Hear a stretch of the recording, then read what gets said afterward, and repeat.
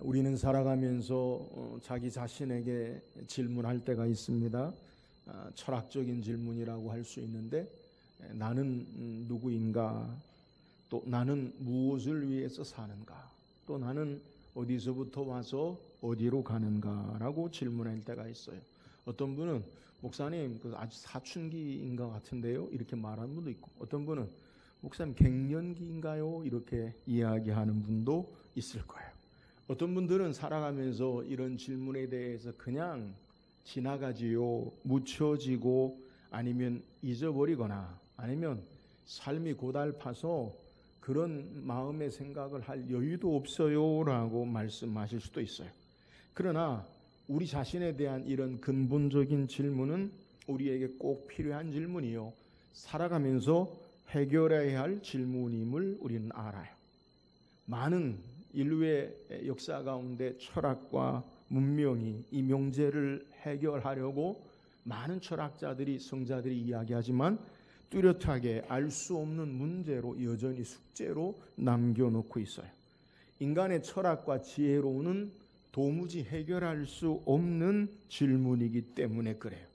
우리 자신 안에서 그 해답을 찾을 수 없다는 거예요. 그 이유가 뭡니까? 우리는 하나님께로 말미암아 우리가 지음을 받았고, 하나님께서 보여주신, 하나님께서 나타내 주신 계시와 지혜를 알기 전까지는 우리는 이것을 알지 못하기 때문에 그래요.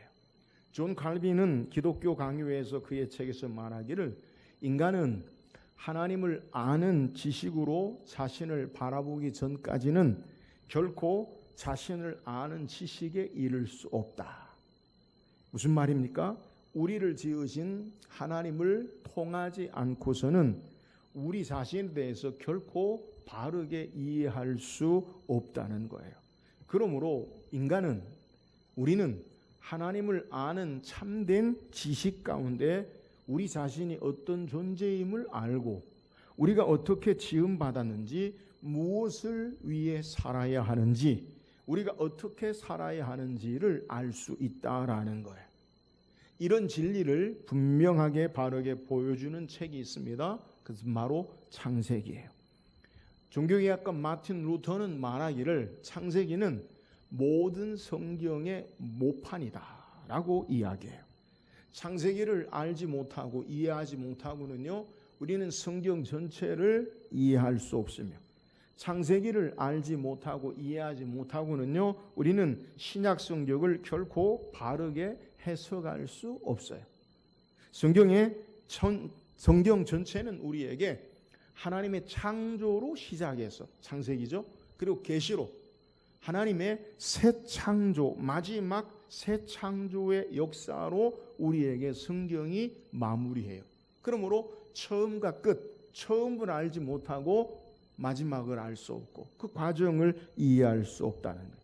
단순히 창세기는 창조의 역사만 우리에게 끝나는 것으로 말하는 것이 아니라 성경 전체를 통해서 하나님의 창조와 구속과 타락의 역사를 우리에게 증거해요. 그러므로 모든 성경 말씀은 창세기에 뿌리를 두어서 그것이 줄기가 되고, 그리고 가지가 되고 열매가 되어지는 것으로 이해하는 것, 이것이 성경임을 우리는 이해해야 돼요. 이런 창세기를 오늘부터 주일에 우리가 함께 묵상하면서 은혜를 나누길 원해요.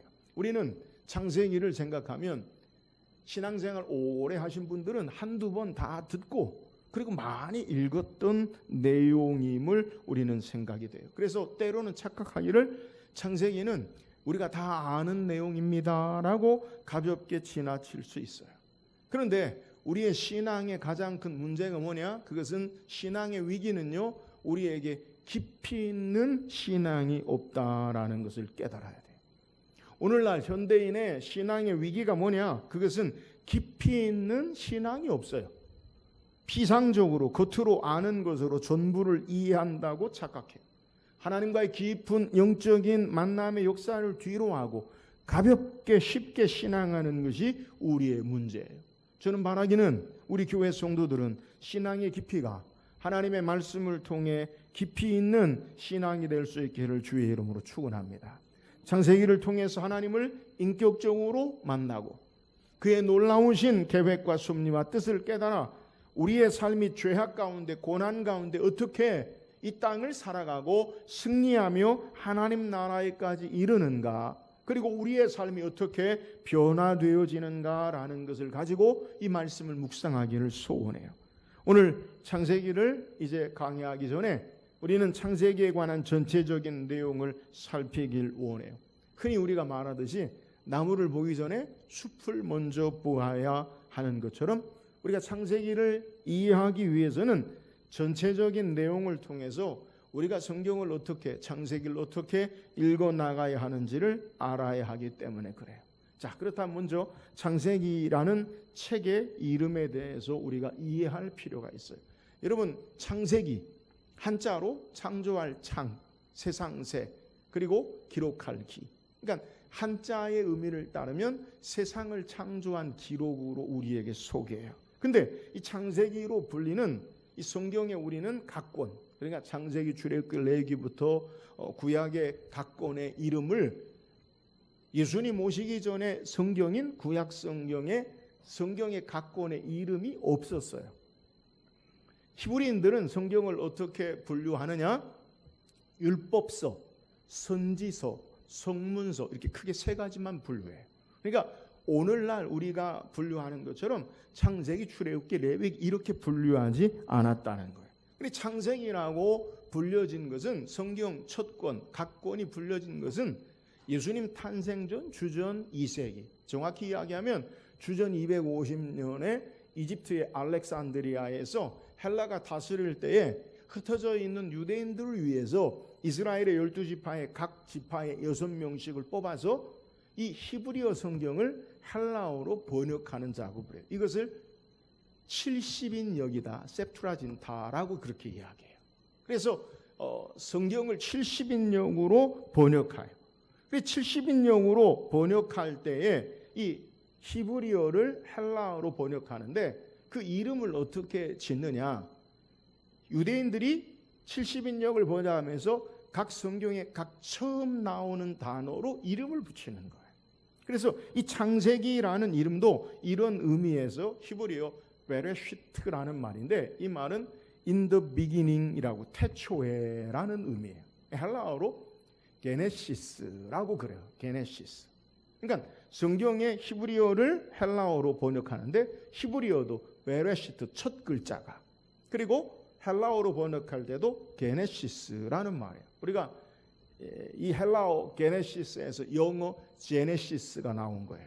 우리가 창조, 기원 이렇게 명명하는 거예요. 그래서 영어 성경으로 창세기를 제네시스라고 말하고 우리말로 이걸 창세기라고 주전 250년에 그렇게 각 권으로 분류해서 시작된 거예요. 그래서 창세기는 모든 기원, 시작, 태초의 의미이고, 이것은 창세기 전체의 내용을, 성경을 함축적으로 우리에게 잘 표현하는 말이라고 할 수 있어요. 시작을 선포하는 창세기에는 여러 가지 시작, 기원의 의미를 우리에게 소개해요. 창세기 1장에 우리에게 소개하는 것은 우주의 기원, 세상이 어떻게 만들어졌느냐. 또 2장, 3장으로 넘어가면서 인류의 기원, 인간이 어떻게 만들어졌느냐. 또 창세기 3장에서 죄의 기원, 죄가 어떻게 들어왔느냐. 그리고 넘어가면서 인류의 멸망과 더불어서 하나님이 아브라함을 택하시고 하나님이 구속하시는 구속사의 기원, 그리고 아브라함을 통해 이스라엘의 아브라함과 이삭과 야곱을 통한 12아들을 통한 이스라엘의 기원을 우리에게 말하고 있어요. 우리가 앞서 생각한 나는 어디서부터 왔는가, 나는 누구인가 라는 질문에 성경은 우리에게 세상은 철학적인 명제를 가지고 도무지 알 수 없다. 물, 불, 아니면 물, 불, 아니면 아메바, 조그만 저식물 생명체로부터 우리가 왔다. 도무지 설명이 안 돼요. 그런데 성경은 우리에게 분명하게 말하고 있는데, 우리는 어디서부터 왔는가라는 질문에 우리는 다 하나님의 피조물이다라고 말하고, 우리는 어떻게 나왔는가라는 것을 하나님이 창조하신 역사 가운데 있다라는 것을 우리에게 소개하는 거예요. 여러분, 우리의 시작이 어디 있어요? 하나님께로 있어요. 우리가 돌아갈 곳이 어디예요? 하나님께로 돌아가요. 여호와 하나님만이 우리의 창조주시요 구속주시요 심판주 되시는 전능하신 하나님, 이 하나님 앞에 나아가기 전까지, 이 하나님을 알기 전까지는 우리는 방황 가운데 사는 자들이 되어지는 것이요, 내가 무엇을 위해서 어디로 가는지 어떻게 사는지 알지 못하는 자들이 되는 거예요. 위대한 성자 4세기의 어거스틴은 이야기하기를, 그의 책 고백론에서 말하기를, 하나님 당신을 위해 우리를 창조하셨으므로 우리 마음이 당신의 안에서 안식을 얻기까지는 우리에게 평안이 없나이다 라고 고백해요. 우리의 삶에 하나님을 알기 전까지는 참된 평안이 없는 삶의 모습임을 우리에게 소개하는 것. 그래서 예수님은 요한복음 14장 6절에 예수께서 이르실 때 내가 곧 길이요 진리요 생명이니 나로 말미암지 않고는 아버지께로 올 자가 없느니라. 예수 그리스도가 우리의 길이 되신다는 거예요. 삶의 길, 우리의 삶이 어디로 가는지 알지 못하는 그 길이 바로 예수 그리스도가 되시고 하나님 되심을 우리에게 소개해요. 예수께로 나아갈 때, 하나님께로 나아갈 때 인생의 삶의 두려움과 방황이 끝이 나고 참된 평안의 길이 여기 있어요. 우리 아버지 되시는 창조주 하나님 앞에 나아갈 때 우리는 우리 인생의 의미가 무엇인지를 알고 참된 평안과 쉼을 누릴 수 있음을 성경이 우리에게 소개하는 거예요.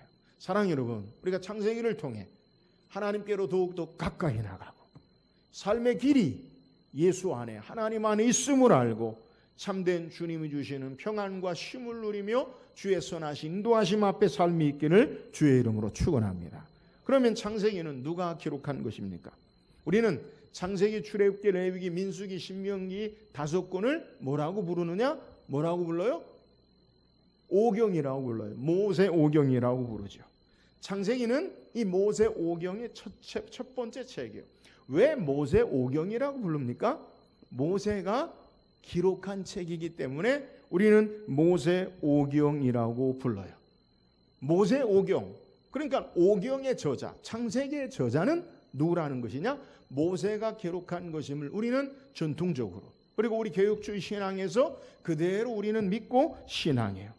당연히 창세기의 저자가 모세가 되어지는 것이요, 모세 이외에 다른 사람으로 말할 수 없다는 거예요. 그런데 19세기, 20세기에 들어와서 자유주의 신학자들은 이 창세기의 저자가 모세 오경의 저자, 오경의 저자가 모세가 아니다라고 그렇게 주장하는 사람도 있어요.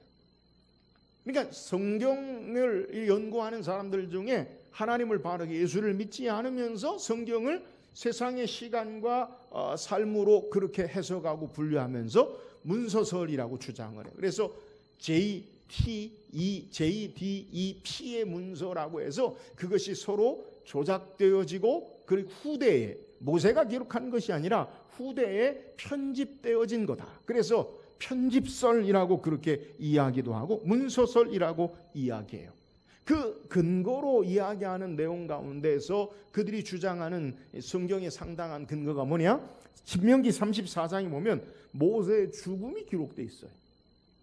그러니까 모세가 죽었는데 어떻게 신명기가 모세 오경이 모세의 기록이냐는 거예요.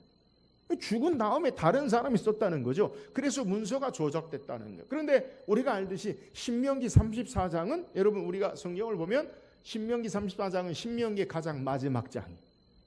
그러니까 창세기부터 신명기까지 모세가 쭉 이야기한 이 말씀의 내용을 모세가 죽었다고 해서 후대의 모세의 죽음을 다른 사람이 붙였다고 해서 앞에 것이 부정되지는 않아요. 그러니까 모세의 기록한 것으로 우리가 그렇게 이해한다는 거예요. 자, 왜냐하면 우리의 성경을 통해서 왜 모세가 기록했다라고 이야기하느냐? 구약 성경 자체가, 오경 자체가 모세의 기록임을 성경 자체에서 증거해요. 출애굽기 17장 14절에 보니까 여호와께서 모세에게 이르시되 이것을 책에 기록하고 기념하게 하고 여호수아의 귀에 외워들리라. 내가 아말렉을 없이하여 천하에서 기억도 못하게 하리라. 하나님 모세에게 이것을 책에 기록하라. 모세에게 말씀하셨어요. 그러니까 모세 오경에 대해서 또 출애굽기에 대해서 하나님께서 기록하라라고 말씀했다는 거예요. 출애굽기 24장 4절에 보니까 모세가 여호와의 모든 말씀을 기록하고 그의 모든 율례를 백성에게 전하매 그들이 한 목소리로 응답하여 이르되 여호와께서 말씀하신 모든 것을 우리가 준행하리이다. 하나님의 말씀을 모세에게 기록하게 하셨고 그것을 백성들에게 전했다는 거예요. 누구에게요? 모세에게.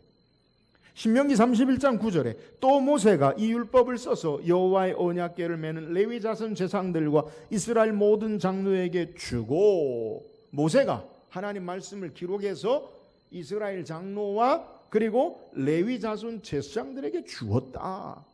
그러니까 성경, 구약 성경 자체가 하나님께서 모세에게 기록한 것임을 우리에게 증거하기 때문에 모세가 창세기 오경의 저자임을 우리에게 증거한다는 거예요. 또한 신약 성경에서도 역시 모세가 오경의 저자임을 증거해요. 무엇보다 예수님께서, 하나님이신 예수님께서 구약 성경 오경을, 율법서를 모세가 기록한 것임을 인정하시고 말씀하세요. 마태복음 8장 4절에 보면 예수께서 이르시되 삼가 아무에게도 이르지 말고 다만 제사장에게 내 몸을 보이고 모세가 명한 예물을 드려 그들에게 입증하라 하시니라. 나병 환자의 규례에 대해서 모세가 명한 대로, 기록한 대로 행하라. 그러니까 예수님도 모세의 저자를 하나님을 통해서, 성령을 통해, 영감을 통해 기록하게 하신 것을 인정하신다는. 마가복음 10장 3절에 대답하여 이르시되 모세가 어떻게 너희에게 명하였느냐. 구약 성경을 인용하실 때 예수님께서 말씀하시길, 율법서를 인용하실 때 모세가 너희에게 어떻게 명하였느냐. 그러니까 구약 성경은 율법서 모세가 기록한 것임을 예수님 말씀한다. 누가복음 24장 27절에도 이에 모세와 모든 선지자의 글로 시작하여 모든 성경에 쓴 바 자기에 관한 것을 자세히 설명하시니라. 부활의 주님이 엠마오 마을로 가는 두 제자들에게 나타나셔서 성경을 풀어서 말씀하실 때 뭐라고 말씀하냐면 모세와 선지자의 글로 시작하여 모든 성경에, 그러니까 구약을 율법서와 선지서로 말씀하시면서 모세가 기록한 것임을 우리에게 증거한다는. 그러므로 창세기는 누가 기록했느냐? 모세가 기록한 것임을 성경 자체의 논증을 통해 우리에게 분명히 소개하고 있어요. 우리는 하나님의 성령의 감동으로 모세를 통해 하나님께서 그에게 말씀하신 것을 우리에게 주었다라는 것을 믿고 신앙하는 거예요. 인간이 편집하고 문서를 조작해서 후대에 그것을 우리에게 말하는 것이 아니라 성경의 영감과 감동, 하나님께서 우리에게 주신 것, 모세를 통해 주셨다라는 것을 우리에게 소개하는 거예요. 그렇다면 창세기는 언제 기록된 것인가? 일반적으로 우리가 전통적으로 이 창세기의 기록 연대를 어느 연대로 보느냐? 성경을 근거로 주전 1400년으로 우리는 보고 지지해요. 그러니까 지금으로부터 약 3400년 전, 1400년경이 모세가 이 모세 오경을 기록한 것으로 우리에게 소개하는 거예요. 왜 우리가 이 성경을, 모세 오경이 처음 기록된 것을 1400년을 근거로 보느냐? 성경의 연대를, 출애굽 연대를 근거를 성경에 기록한 것을 우리가 지지하고 있는 것을 통해서 볼 수 있어요. 열왕기상 6장 1절에 보면 출애굽 연대를 계산할 것을 우리에게 제시하는데 이스라엘 자손이 애굽 땅에서 나온 지 480년이요 솔로몬이 이스라엘 왕이 된 지 4년 15월 곧 둘째 달에 솔로몬이 여호와를 위하여 성전 건축하기를 시작하였더라. 그러니까 솔로몬이 성전 건축을 언제 했느냐? 출애굽한 지 480년이고 솔로몬이 왕이 된 지 4년이 지났을 때에 그들이 솔로몬이 성전을 건축했다. 그러니까 성전 건축은 출애굽한 지에 484년 만에 성전을 지은 것을 우리에게 소개. 그러면 솔로몬은 언제 왕이 되었고 얼마나 다스렸느냐? 주전 970년에서 930년까지 40년 동안 이스라엘의 왕으로 통치했는데요. 그의 통치 4년을 우리가 생각해 보면 970년에서 4를 앞으로, 뒤로 말고 앞으로 빼는 거. 주전이니까. 그러니까 966년. 여기에 480년 된 해라고 했으니까 480을 더하면 966에 480을 더하면 1446년이 되는 거예요. 그러니까 출애굽한 지 1446년. 그러면 모세오경, 창세기를 모세가 기록한 연대는 어디냐? 우리가 창세기를 끝내고 출애굽기, 레위기, 민수기, 신명기를 보면 이스라엘의 광야 40년의 생활이 다 끝난 이후로 소개하고 여호수아에서는 광야 끝난 가나안 땅으로 들어가는 시기를 성경이 소개하죠. 그러니까 출애굽한 지 480년이라면 40년 광야 생활을 다 포함하면 그것이 520년 정도 되는 거예요. 그러니까 주전 따지면 주전 1406년에 기록한 것으로 성경의 연대를 보면 우리가 그렇게 예측할 수 있다는 거예요. 그러니까 이스라엘 백성이 애굽에서 출애굽한 이후에 광야의 40년의 시간을 통해서 가나안 땅을 앞에 두고 이제 모세가 왜 우리는 가나안 땅에 들어가야 하는가? 우리는 누구인가? 어떻게 가나안에 살고 있는 민족과 그들의 신들 앞에서 살아야 하는가라는 것을 모세가 기록한 책이 바로 모세오경이라는 거예요. 그러니까 1차적으로 모세가 모세오경을 기록한 것은 이제 출애굽한 이후에 창조부터 시작해서 출애굽한 이후에 광야 40년의 생활을 마치고 이제 새로운 요단 동편 요단 서편의 땅을 앞에 두고 모압 평지에서 요단강을 앞에 두고 이제 하나님의 약속의 땅인 가나안 땅을 들어가야 되는데 가나안 땅은 그냥 아무것도 없는 땅이 아니요 사람들이 여러 일곱 족속 민족들이 사는 땅인데 우리가 왜 그곳을 들어가야 하느냐? 전쟁을 통해 우리는 누구인가? 그곳에 사는 신들, 이방의 신들은 어떤 자들이고 우리는 어떻게 살아야 하는가라는 것을 모세가 창세기부터 시작해서 기록한 내용이라는 거예요. 출애굽한 1세대, 애굽의 10가지 재앙과 홍해를 건너는 기적과 광야의 생활 가운데 1세대는 다 죽고요. 여호수아 갈렙만이 남아있어요. 그리고 이제 광야 세대에게 모세는 하나님이 어떤 분이신가? 하나님이 어떻게 우리를 여기까지 인도하셨는가? 우리는 어떻게 살아야 하는가라는 것에 대해서 기록한 것이 바로 모세오경이라는 거예요. 광야 세대인 이들에게 가나안 땅을 앞에 두고 그들에게 필요한 말씀을 기록해서 주신 것, 그것이 바로 모세오경이라는 거예요.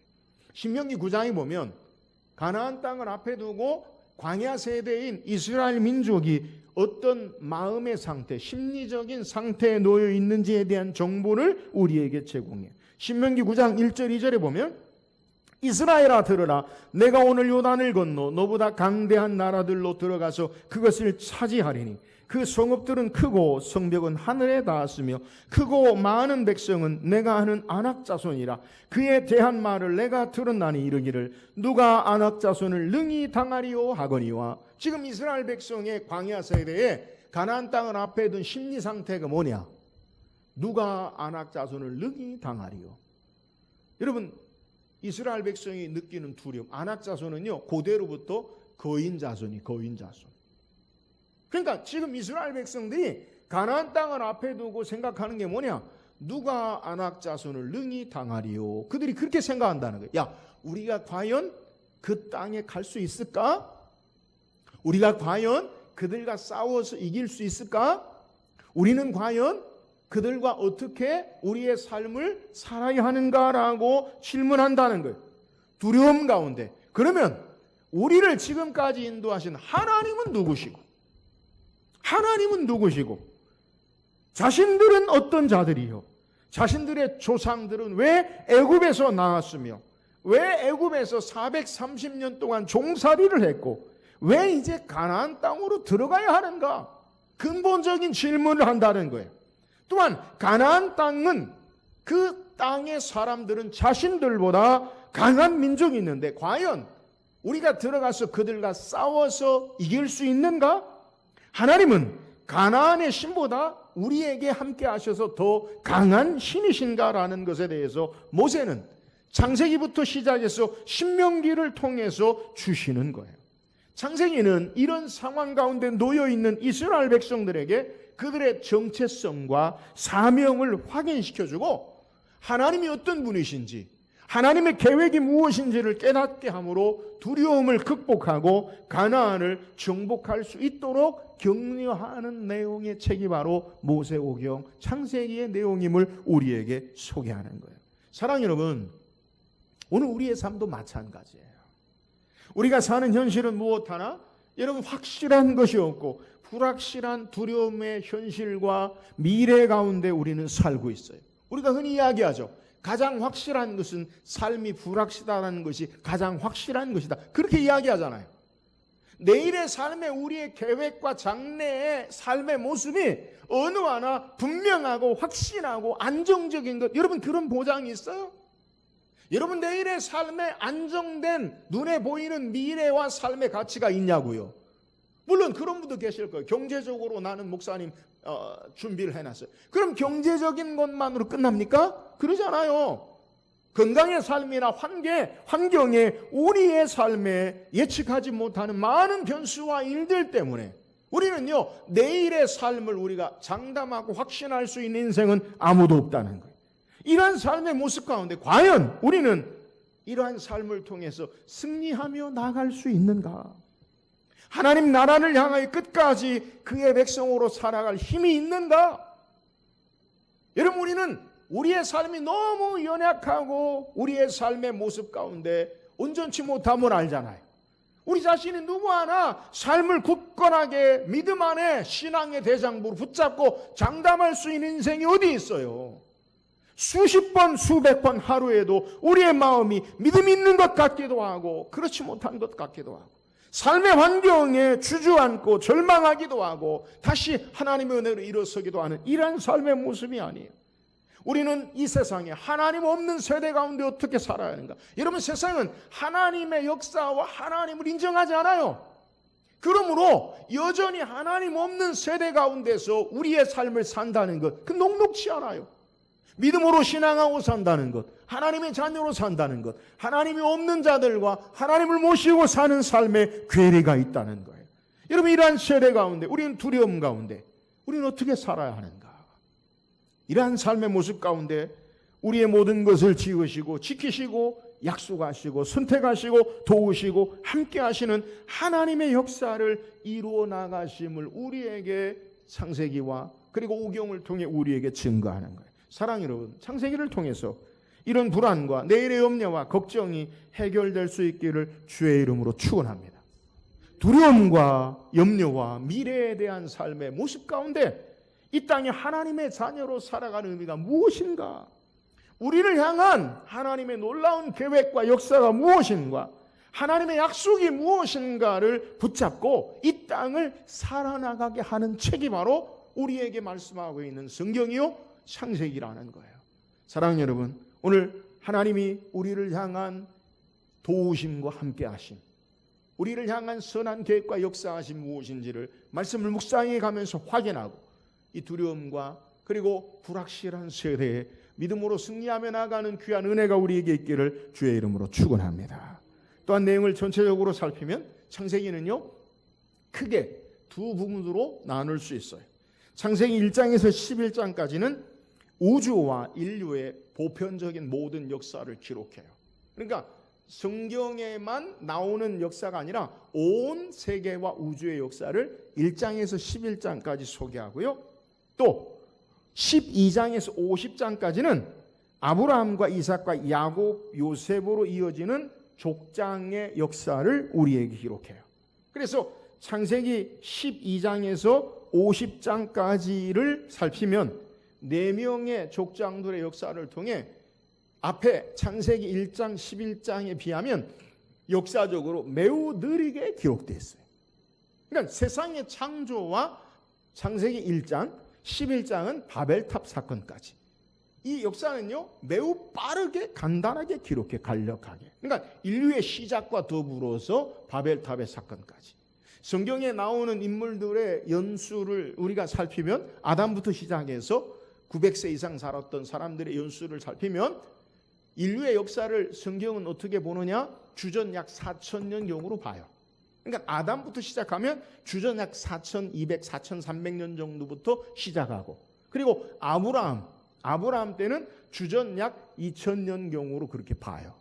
그러니까 아브라함부터 시작해가지고 또 앞에 소개한 대로 가나안 땅에 모세 들어갈 때는 주전 1,400년경 그렇게 봐요. 그런데 인류의 역사가 불과 2000년 창조부터 하니까 그건 더 모르죠. 창조의 원년이 얼마나 됐는지 알지 못하니까. 근데 인류의 역사를 약 2000년 정도의 역사를 1장에서 11장까지 기록한다면 12장에서부터 50장까지 아브라함부터 요셉까지는 4대. 그죠? 아브라함, 이삭, 야곱. 요셉의 아들들까지 있으니까 4대가 있죠. 그죠? 그 4대까지는 역사가 앞의 역사에 비해 느리게 기록하고 있다라는 거예요. 창세기 1장 11장까지는 4가지 큰 사건을 우리에게 소개하고 있는데요. 창조와 타락과 노아의 홍수와 바벨탄의 사건을 중심으로 우리에게 기록하고요. 12장에서 50장까지는 앞에 소개한 대로 4가지 인물을 중심으로 우리에게 소개해요. 아브라함과 이삭과 야곱과 요셉에 대한 기록에 있어요. 여기에 하나님께서 최초로 아브라함에게 주신 언약, 물론 이 언약은 구속의 언약이 창세기 3장에도 있다고 하지만 아브라함에게 주신 언약이 이 4명의 족장들에게 반복되어지고 그리고 점점 분명해지고 발전되어지는, 점진적으로 발전되어지는 것을 창세기에서 우리에게 보여줘요. 창세기 12장 1절에서 3절까지 보면 하나님이 아브라함에 약속할 때 여호와께서 아브라함에게 이르시되 너는 너의 고향과 친척과 아버지 집을 떠나 내가 내게 보여줄 땅으로 가라. 내가 너로 큰 민족을 이루고 내게 복을 주어 내 이름을 창대하게 하리니 너는 복이 될지라. 너를 축복하는 자에게는 내가 복을 내리고 너를 저주하는 자에게는 내가 저주하리니 땅의 모든 족속이 너로 말미암아 복을 얻을 것이라 하신지라. 아브라함에게 최초의 하나님이 언약, 약속을 하시는데 4가지 약속을 하세요. 땅에 대한 약속, 큰 민족에 대한 약속, 하나님과 아브라함 우선과의 특별한 관계의 약속, 아브라함을 통해 모든 민족이 복을 얻을 것이라는, 모든 민족이 복을 주신다는 약속, 4가지 약속을 해요. 자, 그 가운데 하나님께서 아브라함에게 땅에 대한 약속을 그들에게 허락하세요. 이 하나님의 약속이 그의 자녀들을 통해 점진적으로 분명해지고 그리고 명확해짐을 성경이 우리에게 보여줘요. 창세기 12장 1절에 하나님이 어떤 땅을 아브라함에게 지시했느냐? 너는 너의 고향 친척 아버지 집을 떠나 내가 내게 보여줄 땅으로 가라. 어떤 땅으로 가라고요? 보여줄 땅. 그 보여줄 땅이 어떻게 변하느냐? 창세기 12장 7절에 보면 여호와께서 아브라함에게 나타나 이르시되 내가 이 땅을 내 자손에게 주리라 하신지라. 자기에게 나타나신 여호와께 그가 그곳에 제단을 쌓고 내가 이 땅을 내게 주리라. 그러니까 보여줄 땅이 이 땅이 돼요. 그리고 다시 창세기 13장 15절에 보니까 보이는 땅을 내가 너와 내 자손에게 주리니 영원히 이르리라. 이 땅이 어떤 땅이냐? 보이는 땅이 돼요. 자, 보여줄 땅으로 가라. 이 땅이다. 보이는 땅이다. 그리고 창세기 17장 8절에 보면 내가 너와 내 후손에게 내가 고려하는 이 땅 곧 가나안 온 땅을 주어 영원한 기업이 되게 하고 나는 그들의 하나님이 되리라. 보여줄 땅, 이 땅, 보이는 땅이 정확하게 어떤 땅이 되느냐? 가나안 땅으로 된다는 거예요. 그러니까 하나님의 약속이 처음에는 희미하고 알지 못해요. 보여줄 땅으로가 어딘데요? 보여줄 땅이. 근데 이제 그 땅이 보이는 땅이 돼요. 희미하게 보이는 땅이 돼요. 이 땅이 되고 보이는 땅이 되고 그것이 나중에 가나안 땅으로 명시되는 것을 우리에게 소개하는 거예요. 하나님께서 행하신 약속을 그런데 언제 성취하느냐? 자, 아브라함에게 내 민족에 주는 땅이 언제 성취됩니까? 여호수아를 통해 가나안 땅을 정복할 때에 하나님 주신 그 땅 가나안 땅을 아브라함이 약속하여 주신 땅으로 소개하는 거예요. 그러니까 아브라함에게 소개한 약속의 땅이 무려 얼마나 시간이 걸려가지고 그들에게 허락되었느냐? 약 500년 이상의 시간을 통해서 하나님의 약속이 이루어짐을 우리에게 소개해. 여호수아를 통해 가나안 땅을 정복하기 전까지 하나님이 내가 너에게 이 땅을 주겠다, 보여줄 땅이다라고 그 땅에 아브라함 사라 생전에 받은 땅은요, 사라의 묘지밖에 없어요. 창세기 23장 19절에 그 후에 아브라함이 그 안에 사라를 가나안 땅 마므레 앞 막벨라 굴에 장사하였더라. 마므레는 곧 헤브론이라. 마므레 앞 막벨라 굴만 돈 주고 샀어요. 아브라함 땅이에요. 그러니까 하나님이 주시는 가나안 땅이라는 것, 그의 가지고 있는 땅은 실상 없어요. 한 400년, 500년 이후에 하나님의 약속이 이루어졌다는 거예요. 여러분 기억하세요. 하나님의 약속이 성취되기 전까지는 때로는요, 많은 오랜 시간이 걸릴 수 있어요. 여러분 민족에 대한 약속도 마찬가지. 아브라함이 사라와 함께 약속의 자녀인 이삭을 하나님이 허락하시고 낳기까지 얼마나 걸리느냐? 하나님이 아브라함을 부르실 때 그의 나이 75세였더라. 근데 몇 세에 이삭을 낳았어요? 100세. 25년을 기다려서 이삭을 낳았어요. 하나님이 큰 민족을, 많은 민족을 이루게 하겠다라고 했는데 25년 걸려서 이삭을 낳았다고요. 근데 이삭은 또 어떻게 자녀를 낳느냐? 이삭이 성경에 보면 몇 세에 결혼했느냐? 40세에 결혼을 했고요. 바로 아기가 나온 게 아니라 그가 아이를 위해서 기도하다가 60세에 아이를 낳았어요. 몇 년을 기다렸어요? 20년 동안 기다리고 아들을 낳았어요. 쌍둥이를 낳았죠. 에서와 야곱. 야곱의 두 아내 라헬과 레아와 라헬이 있어요. 자, 야곱도 그 아들 가운데 라헬이 둘째 베냐민을 낳다가 죽게 되고요. 그리고 이스라엘의 12아들이 되었다가 요셉으로 말미암아 애굽으로 이주할 때 몇 명이었느냐? 애굽으로 이주할 때 70명이에요. 창세기 46장 27절에 애굽에서 낳은 아들은 2명이니 야곱의 집 사람으로 애굽에 이른 자가 모두 70명이었더라. 하나님께서 아브라함에게 어떻게 약속하셨어요? 내 많은 민족, 하늘의 별처럼 바다의 모래처럼 많은 민족을 이루게 하리라. 그 약속이 언제 이루어지느냐? 아브라함과 이삭과 야곱을 통해서도 70명밖에 안 돼요. 근데 얼마나 그 많은 하나님의 바다의 모래처럼 하늘의 별처럼 민족을 이루라는 약속이 언제 성취되느냐? 출애굽기 1장 7절에 보면 이스라엘 자손은 생육하고 불어나 번성하고 매우 강하여 온 땅에 가득하게 되었더라. 몇 년이 지났어요? 약 500년 이상이 지난 시간에 하나님께서 약속하신 많은 민족을 이루려 하는 것이 이루어짐을 우리에게 소개. 우리는 여기서 하나님이 약속을 성취하는 방식을 좀 이해해야 돼요. 하나님의 말씀, 하나님의 약속이 때로는 우리에게 금방 눈에 보이는 대로 현실적으로 이루어지기도 해요. 그렇게 된다면 우리 신앙생활이요 너무 재밌어요. 우리가 기도하고 하나님이 약속한 것을 그때그때 주면요 얼마나 우리의 삶이 좋겠어요. 그런데 하나님이 그렇게 다 행하지 않으세요. 때로는 우리의 삶에 원하고 바라는 시간이 아니라 도무지 되어지지 않는 것 같은. 여러분 앞에 예를 들었지만 아브라함이 이삭을 낳기까지 25년을 기다린다는 것, 여러분 쉽지 않아요. 또 이삭이 결혼해서 아이를 낳는데 20년 동안 하나님 앞에 기도한다는 것, 여러분 쉽지 않아요.